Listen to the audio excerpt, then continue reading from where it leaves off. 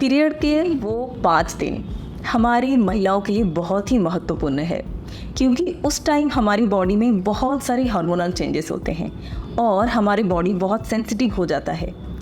इसी वजह से पीरियड के टाइम बहुत सारी विशेष सावधानियां बरतनी होती है। मैं डॉक्टर सुचिस्मिता और आज हम बात करेंगे कि पीरियड टाइम में किन किन गलतियों को हम लोग को नहीं करनी चाहिए। तो आइए स्टार्ट करते हैं।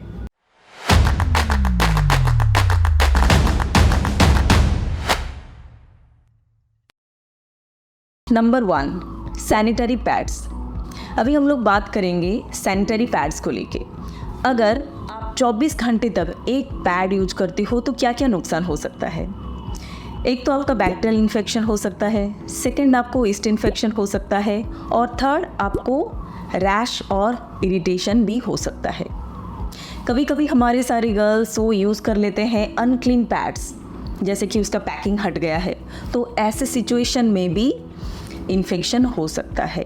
और अगर इन्फेक्शन हुआ तो ये रिप्रोडक्टिव ट्रैक्ट इन्फेक्शन भी हो सकता है, जहाँ पे हमारे वजाइना, बच्चेदानी, ट्यूब, ये सारे स्ट्रक्चर इन्वॉल्व होते हैं। और इन्फेक्शन पेशाब का थैली में भी जा सकता है, जिसको हम लोग बोलते हैं यूरिनरी ट्रैक्ट इन्फेक्शन। तो ये सारे सिचुएशन को अवॉइड करने के लिए हम लोगों को 4 से 6 घंटे में पैड को चेंज करना चाहिए और हमेशा ध्यान रखें एक क्लीन पैड यूज़ करें। क्लीनिंग हैबिट्स में आपको ये बात को भी ज़रूर ध्यान रखना चाहिए कि जब आप अपना सैनिटरी पैड को चेंज कर रहे हो उसके बाद अपना हैंड वॉश करना कभी भी मत भूलिए।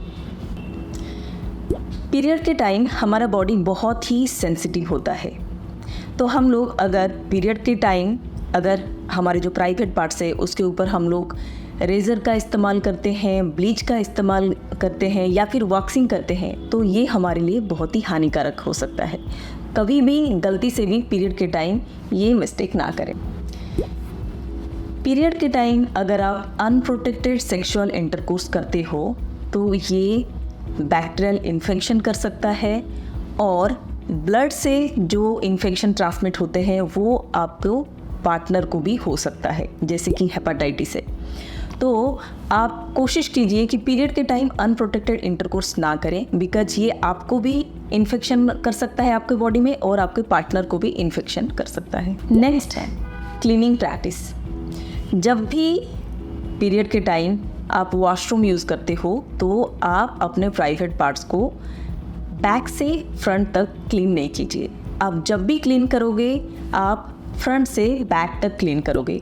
अगर आप बैक से फ्रंट तक क्लीन करते हो इस तरीके से तो फिर आपका जो गट बैक्टीरिया है तो आपके वाजाइना की तरफ जा सकता है और वाजाइनल इन्फेक्शन या आपके बच्चादानी में भी इन्फेक्शन क्रिएट कर सकता है और ट्यूब में भी इन्फेक्शन कर सकता है और ये इन्फेक्शन आपके यूरिनरी ट्रैक्ट इन्फेक्शन भी कर सकता है।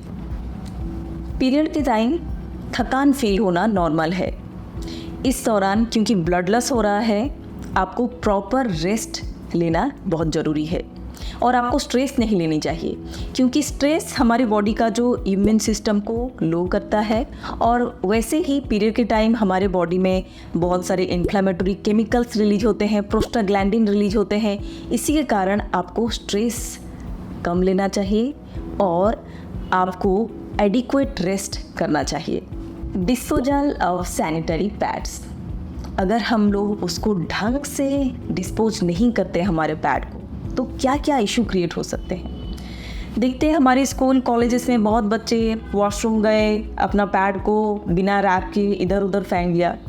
ऐसे सिचुएशन में क्या होता है, ये अगर बहुत टाइम के लिए बाहर पड़ा रहा या फिर किसी के ब्लड में हेपेटाइटिस इन्फेक्शन हो तो ये जो डिस्पोज पैड्स जो हमारे सफाई कर्मी जो कलेक्ट करते हैं तो उनको इन्फेक्शन होने का रिस्क बहुत ज़्यादा है। तो ये हमारा सोशल ड्यूटी है कि हम लोग जब भी ये पैड्स को डिस्पोज करें तो ध्यान रखें उसको प्रॉपर रैप करके प्रॉपर वे में डिस्पोज करें।